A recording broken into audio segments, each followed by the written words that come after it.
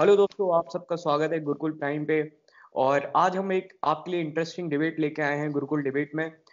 और इसका present context ये है कि अभी हमारे जो कॉमर्स मिनिस्टर हैं श्री सुरेश प्रभु जी, अभी उन्होंने एक स्टेटमेंट भी दिया था कि जो नई हमारी ड्राफ्ट पॉलिसी आने वाली है, इंडस्ट्रियल पॉलिसी, वो अभी इलेक्शन से पहले आ जाएगी। वो अभी पब्लिक डोमेन में है कंसल्टेशन के लिए।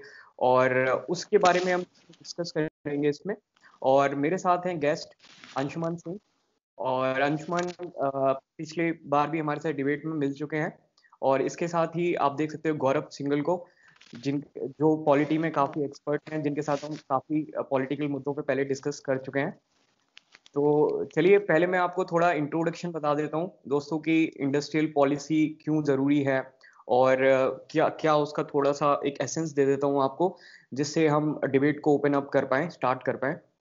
देखिए, इंडस्ट्रियल पॉलिसी काफ़ी ज़्यादा इंपॉर्टेंट होती है। और जिस तरीके से हमारी जो पब्लिक सेक्टर है या फिर प्राइवेट सेक्टर, उसमें कितना इंटरवीन करेगी, कितना रेगुलेशंस में लिबरलाइजेशन लेके आएगी, वो सब हमारे पूरी एक इकोनॉमी की एक डायरेक्शंस डिसाइड करते हैं। तो इससे पहले इसकी हम जब जैसे हम डिबेट में आगे बढ़ेंगे तो हम जानेंगे क्या क्या हमारे हिस्टोरिकल बैकग्राउंड्स रहे हैं। तो फिलहाल हम प्रेजेंट कॉन्टेक्स्ट में देखते हैं अभी जो नई इंडस्ट्रियल पॉलिसी आने वाली है। इसमें देखिए दो तीन चीजें हैं। एक तो हम काफी सारे जो है रेगुलेटरी जो नॉर्म्स हैं उनको सेटअप करेंगे। बहुत सारे लेबर रिफॉर्म्स हैं, लैंड रिफॉर्म्स हैं, वो सब करने वाले हैं। तो इसके साथ ही हमारी जो गवर्नमेंट है उसका एम है कि एनुअली हम $100 बिलियन तक यहाँ पे एफडीआई लेके आएंगे। तो हम यहाँ पे अंशुमन से जानने की कोशिश करते हैं कि आखिर क्या है प्रेजेंट कॉन्टेक्स्ट में, और क्यों, क्या ऐसी नई चीजें हैं जो अभी हमें नई इंडस्ट्रियल पॉलिसी लाने की जरूरत पड़ी। Thank you, Amit. So the new industrial policy that we are supposed to be getting by next year, it is a much needed policy.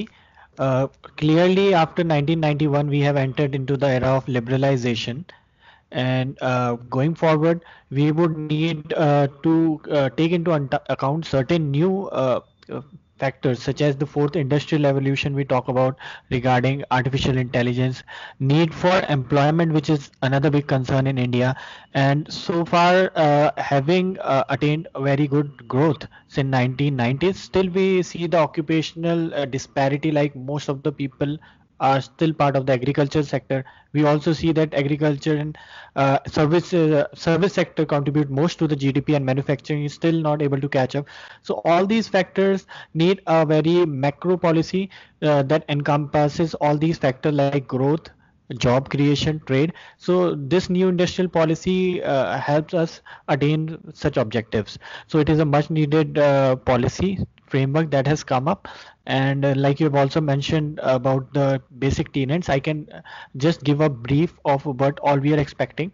So we have the new industrial policy under six thematic uh, we see there six thematic areas. One is manufacturing and MSME sector. Manufacturing, like we have already discussed, that its contribution in the GDP is less, and MSME sector because this is the most important job creator. Another thematic area is technology and innovation, which we are going to discuss further in later in the debate. Another areas are like infrastructure, innovation, trade, fiscal policies, and ease of doing business. So basically, this is the gist about the new industrial policy. One of the points you have mentioned, that 100 billion FDI we are looking forward. It is like one of the tenets of this industrial policy. Yes.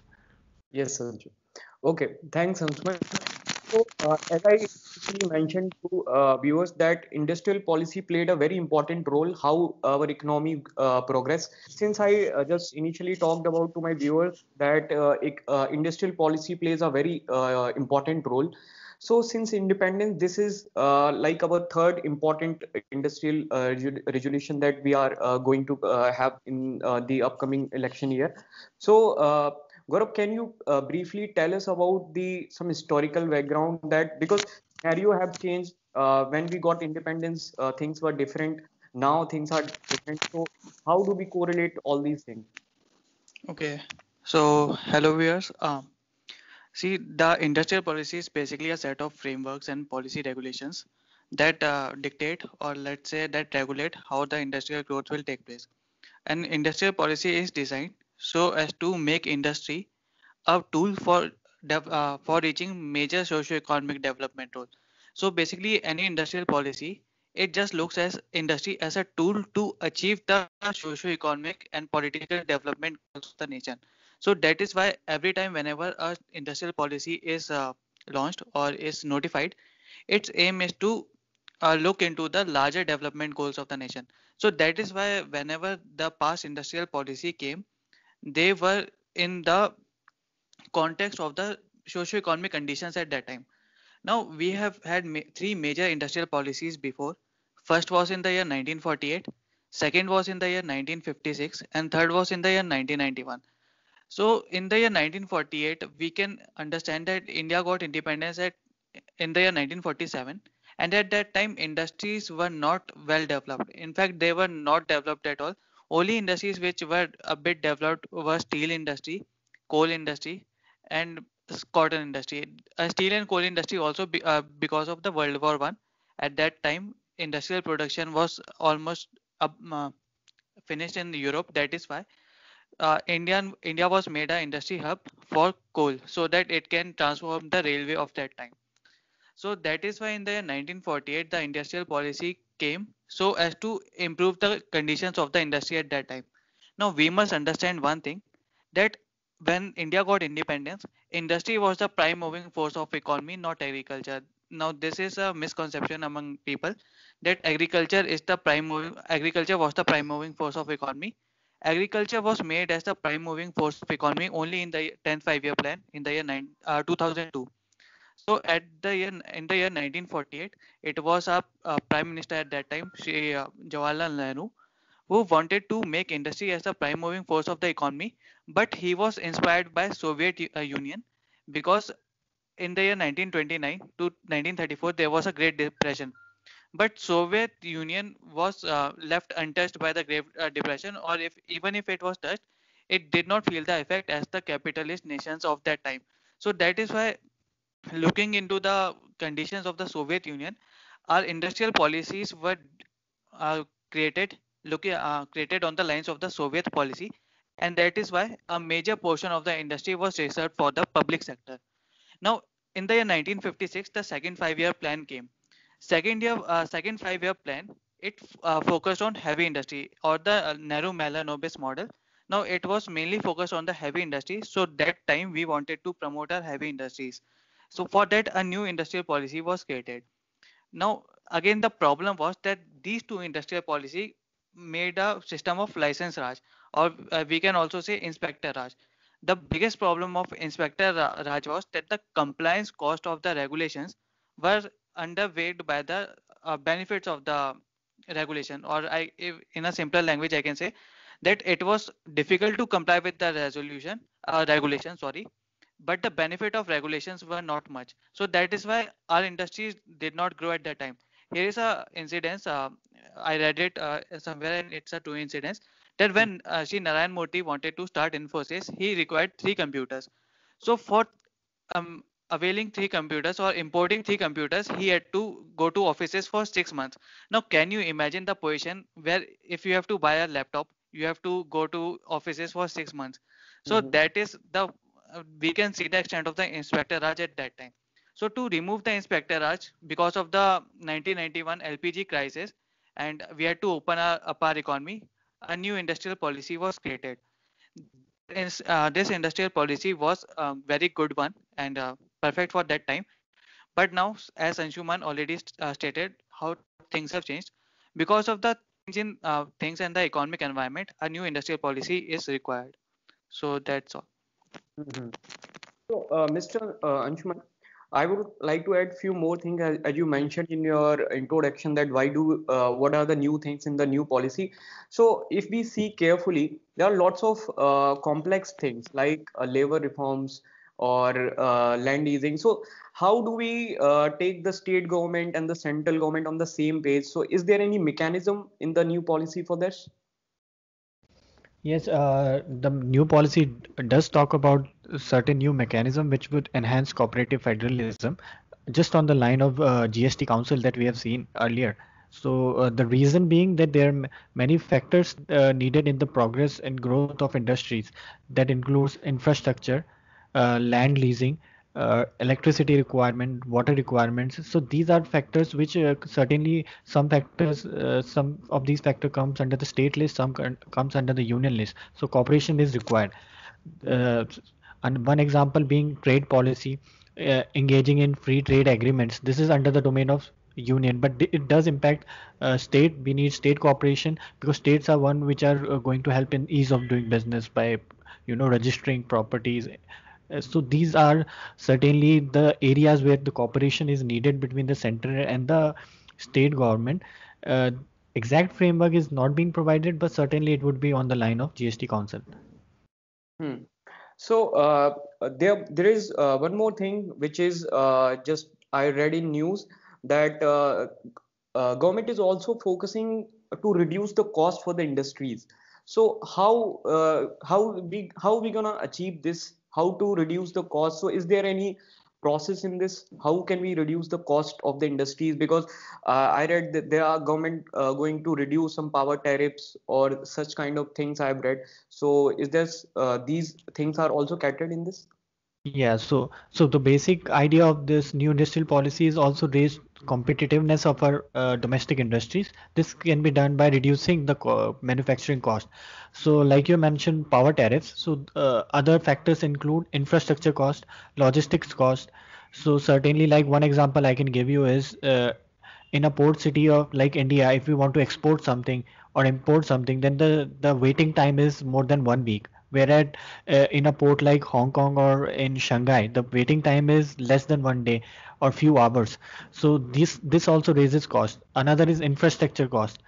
So by building better infrastructure, like we have schemes like Sagar Mala, Bharat Mala project. So these are also going to reduce the cost of manufacturing by reducing waiting time and also wear and tears of the uh, the gadgets, the new devices, also transportation, multimodal transport.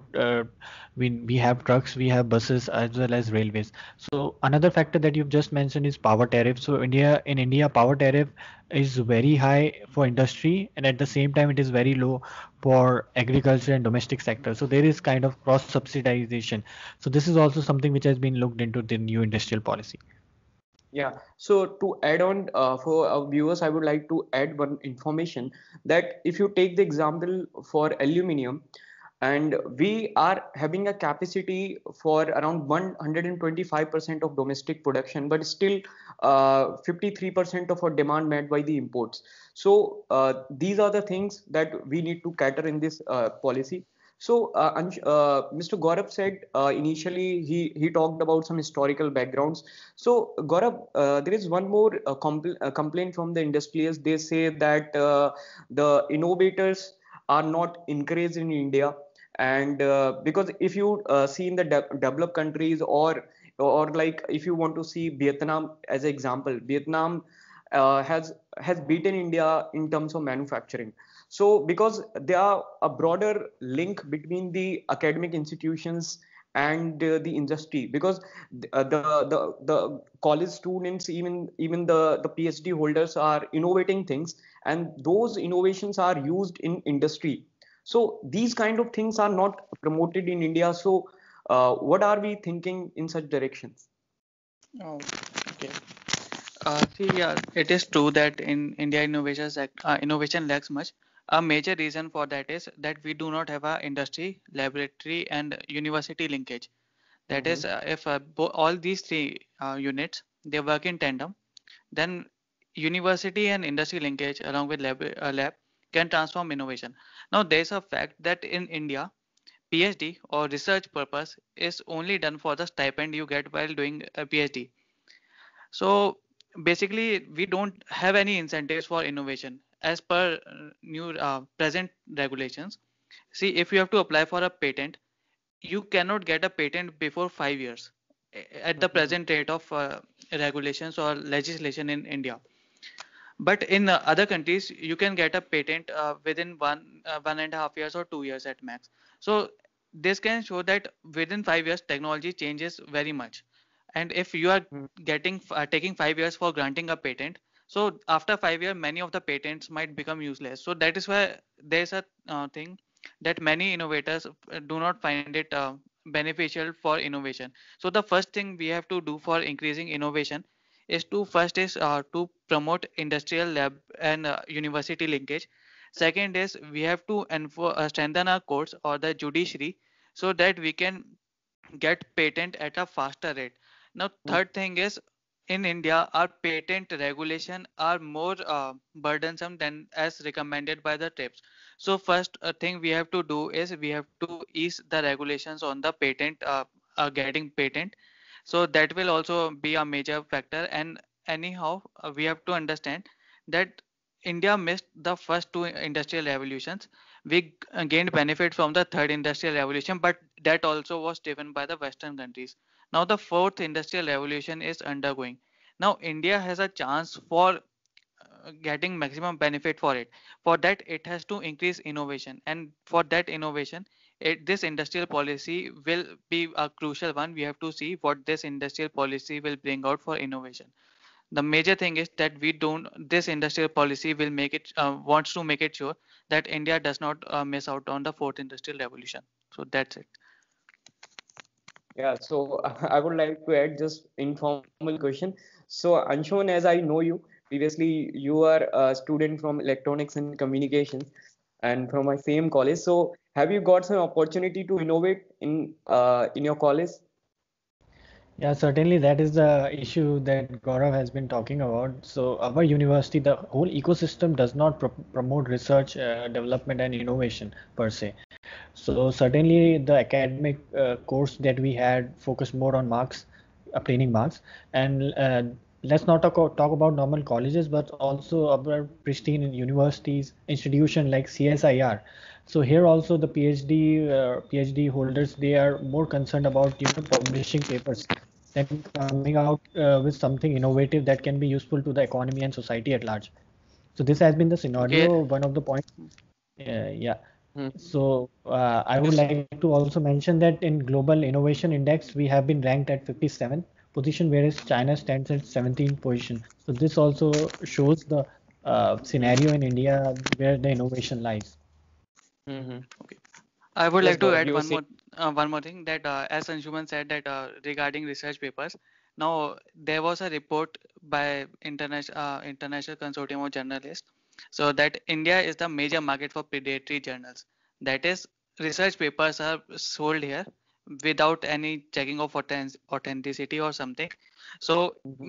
it is often seen that all the PhD holders, not I won't say all the PhD holders, but many of the students who are pursuing PhD or Mhm. research purpose, they just buy these predatory journals, and Hyderabad is a hub for it. Now on today's Indian Express, today's date is 29th November, there was a good article Mhm. regarding that India is setting up a committee, and there will be a Mhm. monitoring mechanism, that is care, for checking that whether Mhm. any predatory journal, whether a journal is genuine or not. And one more thing, in the Right to Information Act, it was seen that many of the research scholars of humanities, they just sent an RTI application to the ministries or governments, and those offices, when they send the RTI information, so that RTI information is already well managed, means there's a well sequenced. So these students, some of the students, they just published that RTI information as a part of their paper. So Mhm. yes, in India, I must say that in India we are expert in innovation, but the Mhm. thing is our innovation energy is Okay. Right. somewhere where it should not be. Mm-hmm. So it's good that we are talking about that. We will link this industrial policy to the fourth industrial revolution and everything. But the reality is, if we see in 1980s when Mr. Rajiv Gandhi was the prime minister, he promoted like IT industry so much that we somehow skipped the manufacturing stage. And if you look at the China has become the manufacturing factory of the world. But we are saying that let's link the artificial intelligence or link the internet of things and so many things. But thing is that we are not focusing on the domestic manufacturers. Let's see, if you see in 1991 economic reforms, we open up so many things, and a lot of foreign investment came in India. And also in the context of the new policy, we are saying we are looking up for the $100 billion annually FDI. So is there any threat for our domestic manufacturing industry? So I would like to add, I would like to ask this question to both of you. What do you think, this is a threat, or we should have a balance of line to tackle such things? Yes, Anshuman. Yeah, as per new reports, we are seeing that artificial intelligence and automation have emerged as new disruptors in the employment sector. So Mhm. we should be worried, but we should also see ourselves as emerging knowledge economy for the future. So we Mhm. have to walk on very thin lines, where on one side we would be focusing on job creation that could only be possible through labor intensive sectors like Mhm. textile sectors in MSME. So this is one of the tenets of this new policy. On the other hand, we also need to look forward towards the fourth industrial revolution and ensure that we do not lag behind in this aspect. So we have to focus also on AI, automation, and the new employment arenas that going to come up. Is certainly not recommended, but we also had to ensure that this does not harm our employability of India. Yeah. Yes, Gaurav, you would like to add few points? Yeah, I totally agree with Anshuman that we have to focus on both, and the basic reason is a very simple one, that you cannot isolate your economy from the global economy. Mhm. If the fourth industrial revolution is happening, you cannot just say that we need more jobs. That is why we won't focus, instead of focusing on the fourth industrial revolution, we will focus more on the manufacturing sector. Yes, the manufacturing sector is the one which will provide more employment compared to the service sector, because service sector is not a labor intensive one. And in any case, service sector requires service sector, in at least in this artificial intelligence or internet of things, this sector requires a high skill, which India apparently does not have. But the thing is, just because you want more jobs, you cannot miss out on these opportunities, because if these opportunities are missed, then we don't know if we can catch up with the world later. This is the time for convergence, as stated in the economic survey, that India is already on a late convergence stall. We cannot just deny ourselves this golden opportunity to converge with the global economy. And that is why we though we need more jobs, we must also focus on the fourth industrial revolution so as to converge with the western economies. Yes. So, very good points. So, I would like to add one more stat that could be used in your prelims statements in any particular MCQ, like that industry plays a very important role in our GDP. Like if you say 20% of the contribution to the GDP comes from the industry. But if you compare it with the China stands for 48%. So obviously we need to look for the strengthening the industries, but at the same time we need to ensure that since we are moving from socialist to market economy in 1991, but there is point that I read in the new policy. I personally have some doubt in this, that we are what we are doing now, what we are planning to do, that right now we are going giving the subsidies to the farmers. If you see in, if I see in my village, it is true that कभी कभी ऐसा होता है कि farmers जो है twelve को चलता हुआ छोड़ देते हैं, बहुत सारा पानी जो है वेस्ट होता रहता है, क्योंकि वो उनको सब्सिडी मिल रही होती है और उतना उसको केयर नहीं रहता। तो गवर्नमेंट अभी ट्राई कर रही है कि डायरेक्ट बेनिफिट ट्रांसफर के जरिए, आधार के जरिए उनको लिंक करा जाए, जिससे थोड़ी चोरी रोकी जाए। लेकिन मोर और लेस गवर्नमेंट क्या यहाँ पे ऐसा कुछ ट्राई करने की कोशिश तो नहीं कर रही कि हम इंडस्ट्रीज पे जो बर्डन है उनका कॉस्ट कम करने के चक्कर में कुछ सब्सिडी शिफ्ट तो नहीं हो रही है जो पुअर से? क्योंकि अभी देखो हमारे यहाँ पे सौभाग्य जो जैसी स्कीम हम लेके आ रहे, अभी भी अगर हम रियलिटी देखें हमारी इंडिया की, तो इलेक्ट्रिसिटी अब तक सारे छोटे छोटे विलेजेस में, छोटे छोटे एरियाज में पहुंच भी गई है वहां पे, लेकिन 24/7 तक नहीं है। तो क्या ये सही है कि अभी ये सही टाइम आ गया? मेरा क्वेश्चन ये है, क्या we are at the same time, at the right time, can we shift the subsidy from the poor to the industries right now? So Anshuman, do you think we are at the right time right now? Certainly, our condition is very much different from the Western world. We need to still spend more on social welfare scheme, whether it's regarding the ration, the public distribution system, or the subsidies in agriculture, or other direct benefit transfer related to LPG. This is something that we need to continue for the while, because like we see in global hunger index, we have been ranked at 101st position. So certainly, certain section of India do need this subsidy, but we need to create a balance that we do not compromise on the interest of industries at the same time catering to the needs of these people, especially the needy section, vulnerable section. So I think we can maintain a balance. The initiative that we need to take forward is to reduce leakages. Certainly, this has been done to an extent through direct benefit transfer. So this is a good start. Eventually, we do need to reduce subsidy in the agricultural sector because this is not sustainable. But this would need another policy to take care of all these factors, not industrial policy. So currently, our industrial policy subsumes national manufacturing policy. It also subsumes IPR policy and service sector policy. So regarding the point that you have raised, we would need another policy. Yeah. Gaurav, yes. Okay, so yeah, here I disagree a bit with Anshuman. थोड़ा That is, yeah hello. Okay, so yeah. okay, okay. So here I would like to say that yes, India needs subsidy because definitely the condition is different from the Western conditions. But there is a thing that Mhm. wherever there is subsidy, there is wastage because only that person can avail benefit of subsidy who is good enough or whose condition is good enough to avail the subsidies. For example, LPG cylinder. Now, LPG Mhm. cylinder is mostly used in the middle income homes. Now, these middle income homes already are capable enough to buy a cylinder. But what about the poor people who were not able to buy these cylinders? So that is why at that time, our PM, he launched a Give It Up campaign that instead of taking up the subsidies, you transfer your subsidies to the one who actually need it. So basically, my what I mean to say is that Mhm. wherever there is subsidy, there is leakages and there is misuse. Subsidy is always taken up. The benefit of subsidy is taken up by the one who is well enough to take the benefit of it.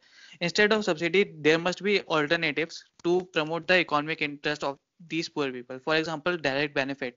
Now, almost we have 100% family bank penetration for 100% of the families. That is, at least every family has a bank account. At least 90% as by the government data, more than 90%. Mhm. So the thing is that you can directly transfer the benefit to the farmers and he can understand that where he wants to use it. For example, there was a scheme of Andhra Pradesh or Telangana, that is Raitu Bandhu scheme. In this scheme, the state government, they provide rupees 4,000 flat to per acre to the farmers per year. So now it is up to the farmers where they want to use that subsidy. But instead, if we are giving subsidy on electricity, now the farmer is bound to use that electricity, and that is why he will use it. But if you are giving farmer 4,000 rupees or any rupees for that matter, now he has to use that money wisely. It is up to him. So what I want to say is that instead of subsidy, a better alternative is in any case direct benefit transfer, and that Mhm. is up to the that will make it subsidy more efficient, or it will prevent leakages. So yes, we must focus on welfare, but there are alternative ways to achieve welfare, and subsidy is not the best way. Point that when GST was launched, there was so much complex issue, but GST catered well in the context of indirect taxes. But for the direct taxes, we have not done anything.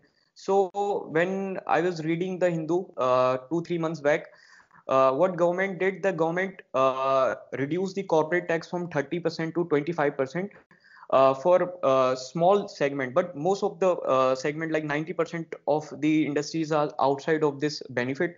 So when we will do some taxation reforms in this, like I was reading that in the context of taxation, there are concept of performance linked tax incentives. So these things eventually will help the industries, and they will move the economy in the right direction. Or also we are in the different zone. Right now we are talking about different technology, so we cannot just say that we won't adopt the artificial intelligence or the blockchain technology or any other new technology just because we will lose the jobs. Because if we won't adopt these things now, then we will also skip the phase or the advancement of the fourth industrial revolution. So we need to adopt such things to move forward. So this was all about today's debate. So I would like to thanks to both of my guests, Anshuman and Gaurav. So thank you so much for giving us your precious time. So thank you. Bye bye. Take care.